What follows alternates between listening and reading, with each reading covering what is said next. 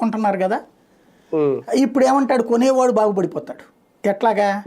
ఆ పవన్ కళ్యాణ్ గోల మూలంగా అక్కడేమో ఎవడో కొంటలేదమ్మా, 5 రూపాయలు ఇస్తాం మీకు, ఇష్టమైతే తీసుకోండి, లేకపోతే లేదు, లేదా తీసేసుకోండి బియ్యం అని చెప్తాడు.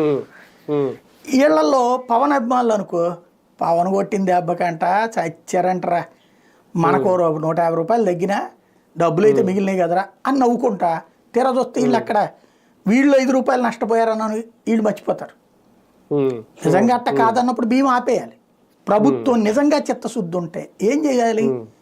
ఇద్దరు కలిసి, చంద్రబాబు పవన్ కళ్యాణ్ కలిసి, అయ్యా బియ్యం తీసుకుంటున్నారు కదా, మీకు కావాలంటేనే బియ్యం తీసుకోండి, మీకు అక్కర్లేకపోతే బియ్యం వదిలేయండి, మీకు ఆ కార్డు మీద ఉన్న ఇతర ప్రయోజనాలు మేము కొనసాగిస్తాం అని చెప్పుంటే ఈ బియ్యంలో కనీసం నాకు తెలిసి 50-60 లక్షల మంది బియ్యం వద్దంటారు.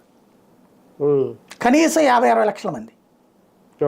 కాబట్టి అట్లాంటి చిత్తశుద్ధి ప్రభుత్వం దగ్గర ఉందా? లేదు. ఇది రాజకీయ ప్రయోజనానికి వాడుతున్నారు తప్పించి అంతా కలిసి బియ్యం అక్రమ రవాణా నిరోధం అన్నటువంటిది అక్కడ ఆపారు, ఇక్కడ పట్టుకున్నారు, అక్కడ పట్టుకున్నారు, ఇక్కడ పట్టుకున్నారు, ఇదే నడుస్తుంది.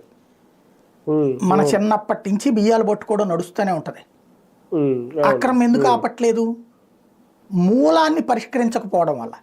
గంజాయిని కంట్రోల్ చేయాలంటే నువ్వు ఏజెన్సీ ప్రాంతం వాళ్ళకి ఉపాధి అవకాశాలు భారీగా